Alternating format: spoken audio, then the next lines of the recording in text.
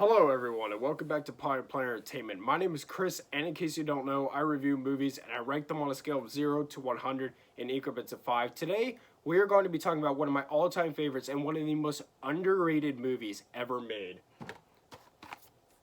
Signs.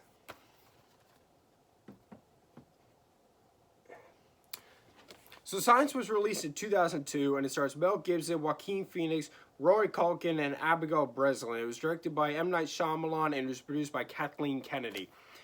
And this movie tells a story of a family that lives on a little farm.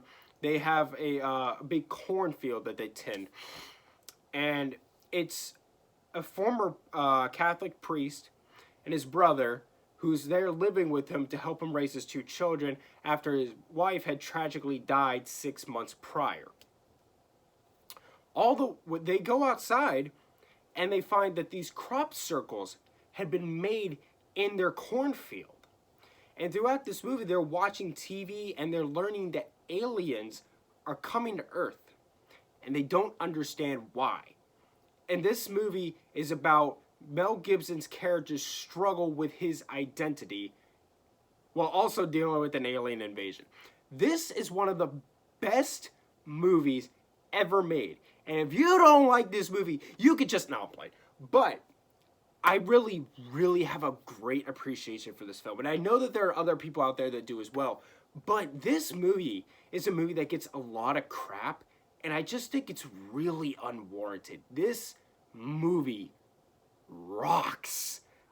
I love Signs, and let's talk about why. So the first thing is that it is creepy. This is a really creepy movie in all the right ways. I was saying this in my review about the Silence of the Lambs. It's just creepy in all the right ways. I love the creep factor of this. You get to see aliens on TV, or you get quick glimpses of them outside of their house, and it just works so well. It's like, oh, that was creepy. I love that. The performances are really, really good as well. Everybody is bringing their A game to this. Everyone is really, really good in this movie. This is one of Mel Gibson's best performances. My favorite performance of him is always going to be Lethal Weapon, my all-time favorite movie. But he was really, really amazing in this.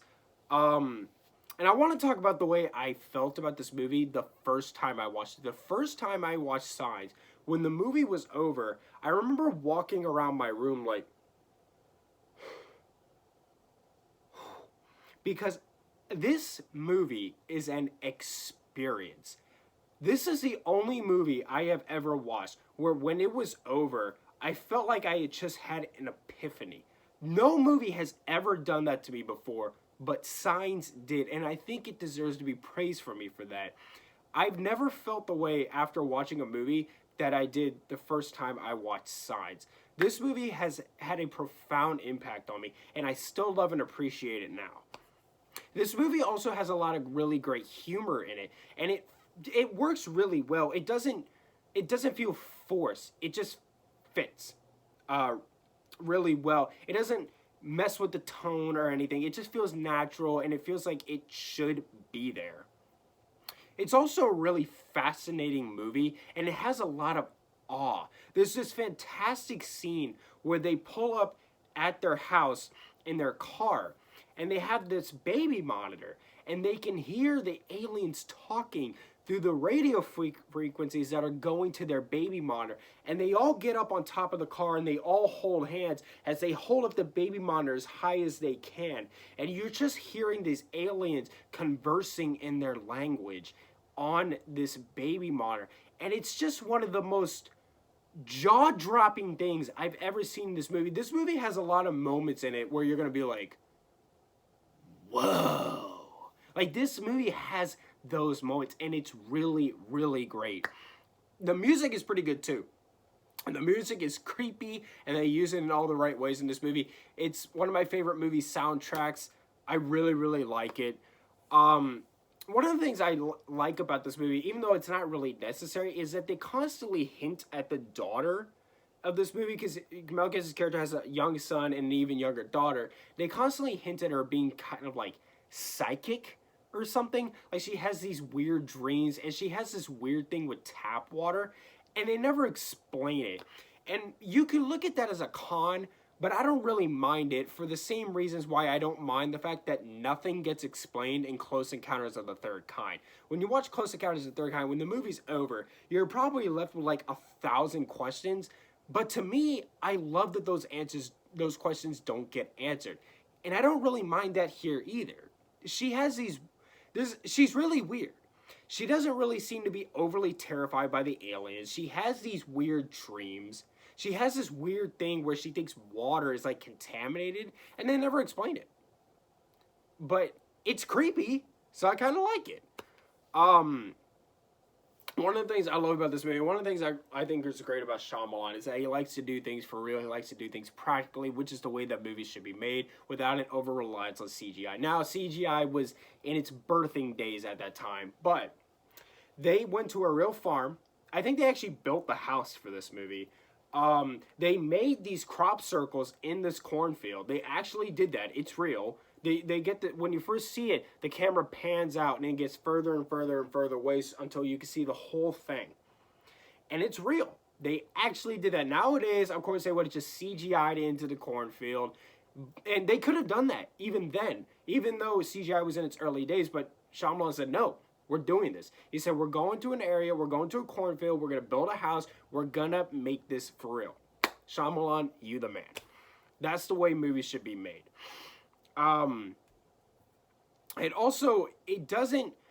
This movie takes a very unconventional way to an aliens invading Earth film. It's not like War of the Worlds, and it's not like Independence Day, where the aliens just move in. You see all these ships coming up over the cities, and then things start exploding, and people are running in terror. You don't see that. You see this through the perspective of this family. And so it gives you a sense of what it would actually feel like if you were in this situation. Because they watch all this unravel on TV. You don't see... and they don't even show like all this news camera footage of people running in the streets of TV. They just show you this really creepy video of a kid's birthday party where you see an alien quickly walk across out of the frame. They show you these lights that are up in the sky above this city. And it all looks really real. And I appreciate that because it's not overly cinematic. The movie's grounded. And because of that, it feels more realistic. And I really appreciate that. And it feels more real in your gut. When you watch the movie, you get this uncomfortable feeling in your gut because you feel like what you're watching is real because they show it to you in the way that you would see this if this actually happened. And it's all the more better for that. It's also really scary. This is another one of those movies where it's not exactly a horror movie, but a lot of people consider it to be a horror movie, such as The Silence of the Lambs and M. Night Shyamalan's best movie, The Sixth Sense. They're not exactly horror movies, but a lot of people consider them to be horror movies, and I consider this to be a horror movie because this has a lot of moments in it that are really scary. I don't want to spoil anything, but there's this great scene where Mel Gibson is going into the crops because he thinks there's a person out there playing a prank on him. And he goes out there searching for them, and it turns out to be an alien, but I won't say anything more about it. I'll just leave it at that. And there's also this great shot at the end of the movie where the camera pans over to the screen on the TV. And you can see something in the reflection of the screen, but I won't say what. I'm just sort of going to leave it at that if you have not seen the movie, because this movie is just... It's really better when you go into it not having it spoiled for you. I also love that, so M. Night Shyamalan gave himself a big role in this movie. Now, it's not uncommon for him to give himself, like, roles in his movies. He did that in Sixth Sense as well, where he was a doctor. But he gives himself a major role in this movie. He plays the guy who accidentally killed Mel Gibson's wife.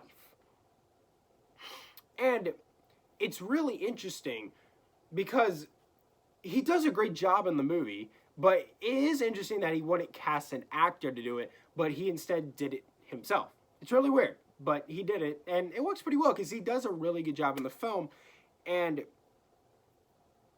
I didn't notice this until I watched Chris Stuckmann's analyzing review of this movie, which, by the way, is a fantastic video. And if you have not watched it, I'll leave it in the link in the description. You gotta watch it because it is a really, really good video. And he points out things about this movie that I never noticed. Like whenever there's aliens nearby, the crickets stop chirping. I never noticed that, but when he pointed out, I was like, oh yeah, that's interesting.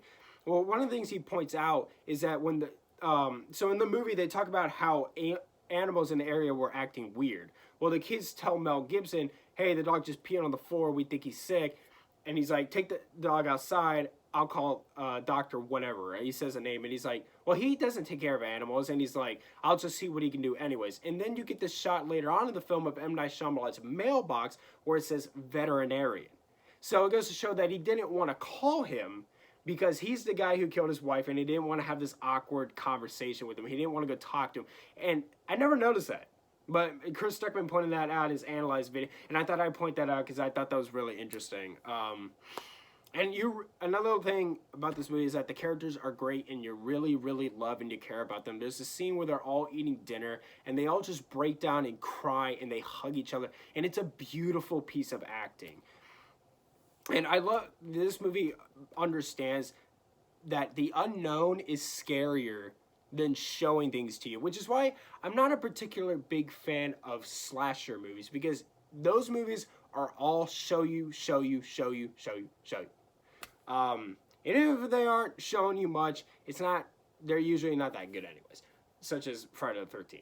Not that good, but it doesn't show you, but it's not that good. But with this movie, they don't show you the aliens unless it's like quick shots. It's a very quick shot or either it could be the whole thing or it could be just a body part, but they show you quick shots as like a jump scare and then they cut away from it immediately.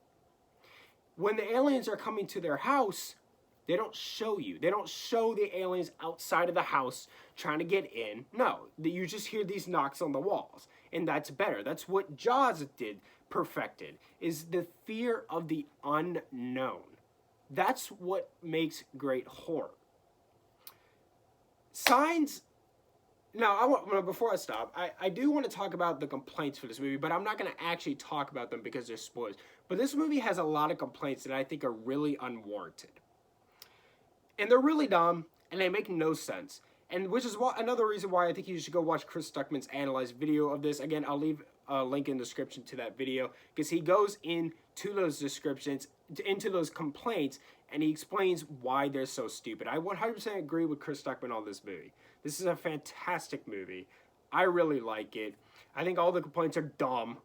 And it's one of M. Night Shyamalan's best. Is it as good as The Sixth Sense? No. But this is a really, really good movie. I love and really appreciate this film. And Signs, of course, gets a 100. Thank you so much for watching. Subscribe to Power Planet Entertainment for more. Hit the like button. Leave me reviews, suggestions down in the comments down below. Follow me on Instagram and Tumblr at Power Planet Entertainment for channel updates and written movie reviews. And much love.